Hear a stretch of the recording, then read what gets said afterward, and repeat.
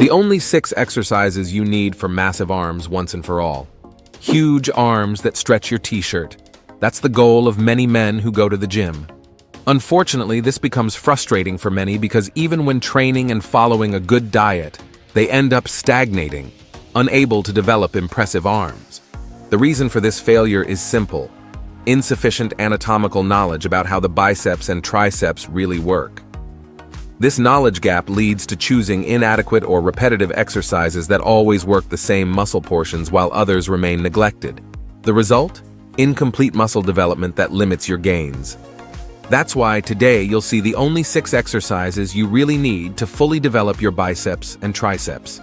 Let's start with the biceps, but before diving into specific exercises, we need to understand biceps anatomy. The name itself reveals a lot. Bi means 2, indicating that the biceps consists of 2 distinct muscle heads, the long head and the short head. Each of these heads has slightly different functions and needs to be worked specifically for complete development. In addition to the biceps itself, we have the brachialis muscle, which is located deeper, underneath the biceps. This muscle is responsible for a significant part of the arm's volume and cannot be ignored if you want truly impressive arms. Elbow positioning is absolutely crucial for effectively targeting all these areas. For complete biceps development, we need to include exercises with 3 distinct elbow positions, meaning 1 exercise with the elbow aligned with the body, 1 exercise with the elbow in front of the body, and 1 exercise with the elbow behind the body. Each position emphasizes different portions of the biceps and brachialis, ensuring harmonious and complete development. With that in mind, let's move on to the 3 exercises. Exercise 3, preacher curl.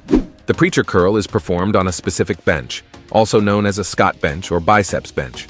This exercise is extremely effective because it positions the elbow in front of the body, a position that mainly emphasizes the short head of the biceps. What makes the preacher curl so special is the stability that the bench provides. With the elbows firmly supported, you eliminate the possibility of cheating using momentum or swinging the body, something common in other biceps exercises. This means that all tension is directed exactly where we want it, the biceps muscles. To correctly perform the preacher curl, sit on the bench with your chest against the angled pad and your arms extended forward, holding an EZ bar or dumbbells. Your elbows should be completely supported on the pad, creating a stable support point. From this position, flex your elbows, bringing the weight toward your shoulders in a controlled movement. Focus on contracting the biceps at the top of the movement, feeling that characteristic burn. During the descent, don't let the weight fall back to the starting position. Control the eccentric phase, taking approximately 2 seconds to return to the extended arm position. The most common mistakes in the preacher curl include not fully supporting the elbows on the pad, using momentum to lift the weight, or not keeping the shoulders back and chest raised. Another frequent error is using excessively heavy weights, which compromises form and reduces the effectiveness of the exercise. For optimal results, perform 3 sets of 8 to 12 repetitions. Use a weight that allows you to complete at least 8 repetitions with good form, but makes the last repetitions challenging. If you can do more than 12 repetitions easily, it's time to increase the weight. Exercise 2, Bayesian curl. The Bayesian curl, performed on the low pulley, is a lesser-known but extremely effective exercise that positions the elbow behind the body. This unique position particularly emphasizes the long head of the biceps and provides significant stimulation to the brachialis muscle, contributing to the overall volume of the arm. What makes the Bayesian curl particularly valuable is the constant tension it provides throughout the entire movement. Unlike free weight exercises, where tension varies at different points of the range of motion due to gravity, the pulley maintains consistent resistance from beginning to end. This constant tension maximizes time under tension, a factor that, as you already know, is crucial for muscle hypertrophy.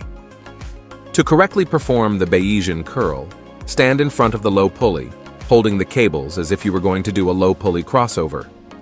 The differential of this exercise is in body positioning.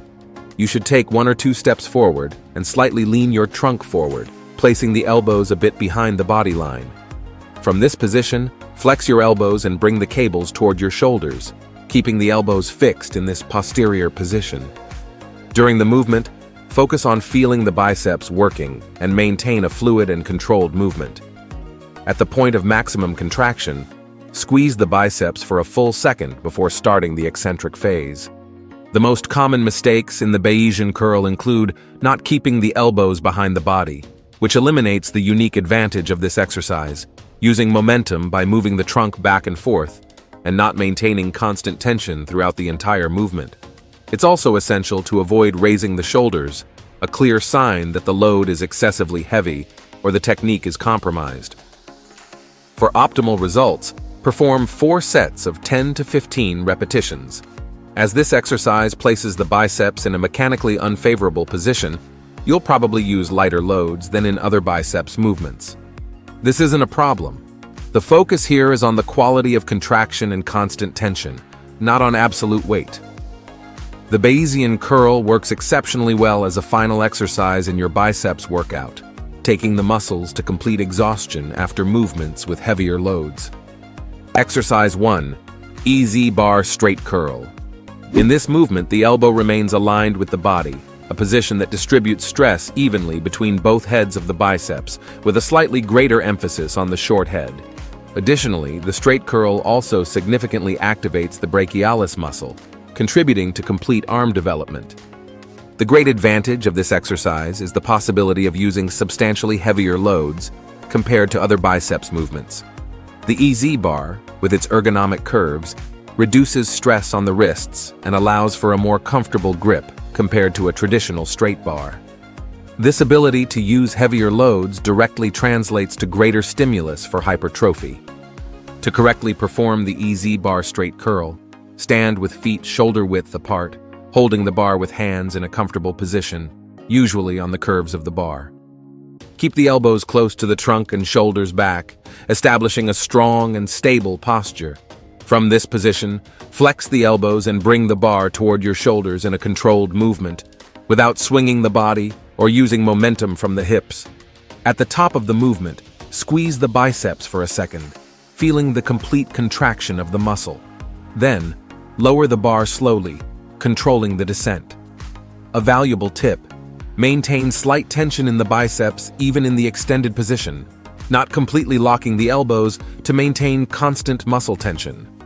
The most common mistakes in the straight curl include swinging the body to create momentum, moving the elbows forward or backward during the movement, and not properly controlling the eccentric phase. For optimal results, perform 3 sets of 8 to 12 repetitions. In some sessions, you can experiment with heavier sets like 6 to 8 repetitions to stimulate fast-twitch muscle fibers, or lighter sets with higher repetitions like 12 to 15 for focus on volume and muscle endurance. Periodic variation of volume and intensity can help overcome growth plateaus.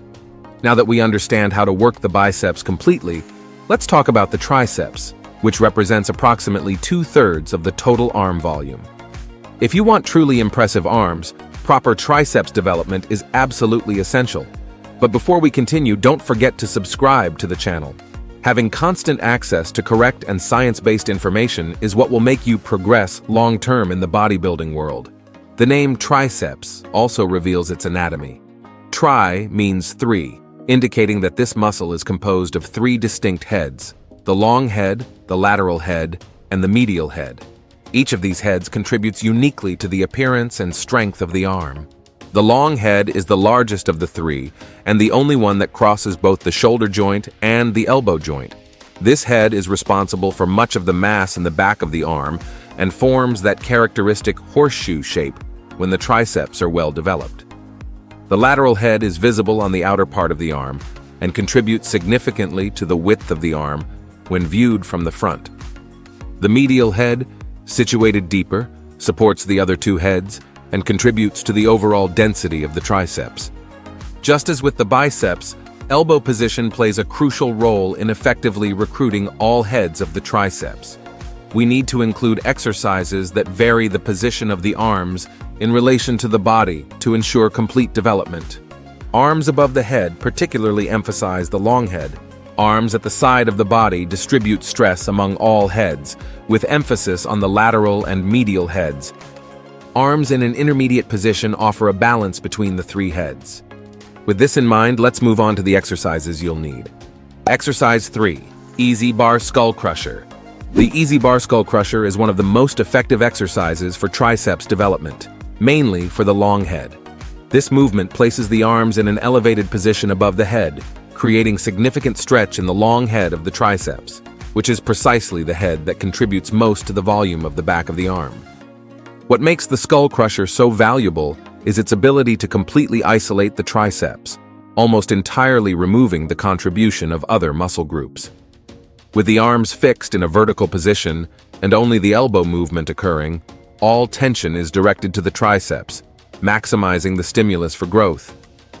Additionally, the elongated position at the lower point of the movement creates additional stress that stimulates significant hypertrophic adaptations.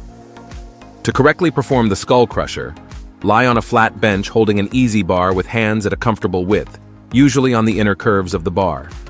Extend your arms perpendicular to the ground, keeping elbows pointed forward, not to the sides. This will be your starting position. From there, slowly flex your elbows, lowering the bar toward your forehead, or slightly behind it, depending on your shoulder mobility. The movement should be controlled, taking approximately 2 seconds on the descent. Stop when you feel a significant stretch in the triceps, usually when the bar is close to your forehead, without allowing the elbows to open to the sides. In the concentric phase, extend your elbows to return to the starting position, focusing on strongly contracting the triceps at the top of the movement. The extension should be explosive but controlled, taking approximately 1 second. At the top, squeeze the triceps for a moment before starting the next repetition.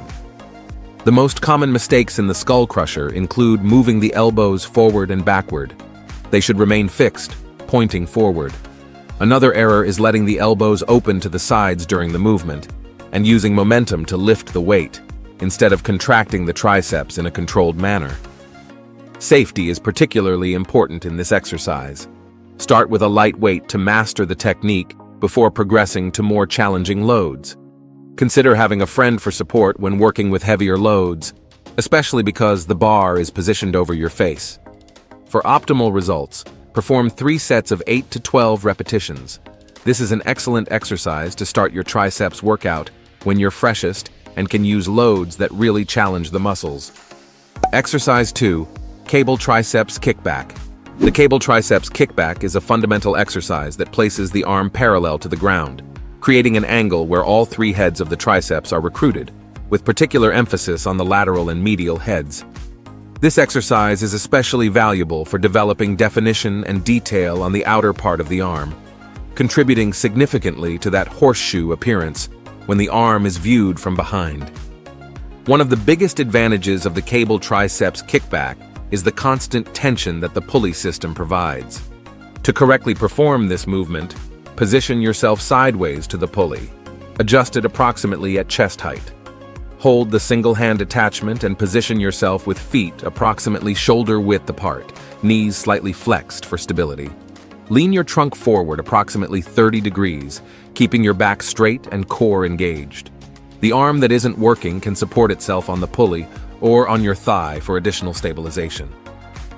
Bring the elbow of the working arm up and back, positioning it at shoulder height and aligned with the trunk. This elbow positioning is absolutely crucial and should be maintained throughout the entire movement. From this position, completely extend the elbow in a controlled movement, focusing on triceps contraction. In the eccentric phase, control the return to the starting position, taking approximately 2 seconds and feeling the triceps stretch. Don't allow the elbow to drop from its elevated position. Keeping the elbow at shoulder height ensures that the triceps, not the shoulders or back, are doing the work. The most common mistakes in the triceps kickback include not keeping the elbow elevated, using momentum by swinging the trunk, and letting the shoulder roll forward, compromising the stability of the movement.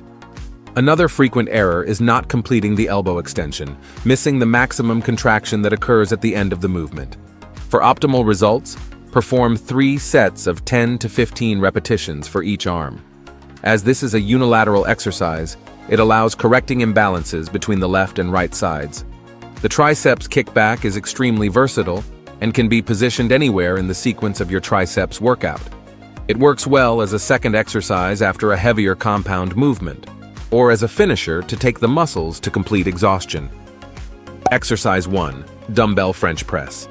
The dumbbell French press, also known as overhead triceps extension, is an extremely effective exercise that places the arm in a vertical position above the head. This position creates significant stretching in the long head of the triceps, which is the largest of the three heads and contributes substantially to the mass in the back of the arm. Besides the long head, the exercise also activates the lateral and medial heads, providing complete triceps development. The freedom of movement provided by the dumbbells allows a more natural range of motion that adapts to your individual body structure, reducing stress on the elbow and shoulder joints. To correctly perform the dumbbell French press, sit on a bench with a backrest or stand with an upright posture. Hold a dumbbell with both hands, interlacing your fingers around the central disc. Fully extend your arms above your head, with palms facing the ceiling holding the disc. From this extended position, slowly flex your elbows, lowering the dumbbell behind your head in a controlled movement. The upper arms, from shoulder to elbow, should remain still, pointing to the ceiling throughout the entire movement. Only the forearms should move.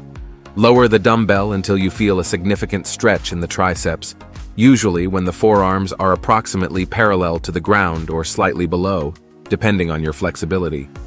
In the concentric phase, extend your elbows to return to the starting position, focusing on strongly contracting the triceps. This extension should be controlled, avoiding sudden movements, especially considering that the weight is positioned above the head.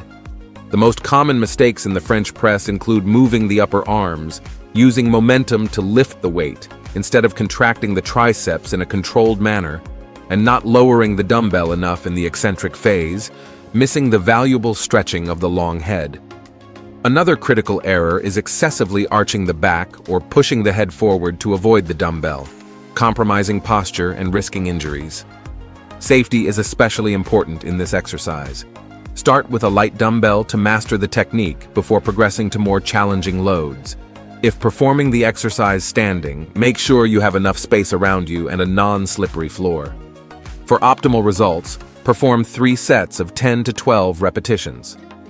This exercise works exceptionally well as second or third in the sequence of your triceps workout, after heavier compound movements like close grip bench press or dips. With consistency in applying these 6 essential exercises, attention to correct technique, adequate nutrition, and sufficient recovery, you'll be on the right track to develop impressive arms that fill the sleeves of any t-shirt. If you enjoyed this, and in addition to enormous arms, want to build a respectable chest, we've put a video appearing right now on the screen showing the best exercises for this imposing muscle. Thank you for watching this far, and may God bless you, my friend.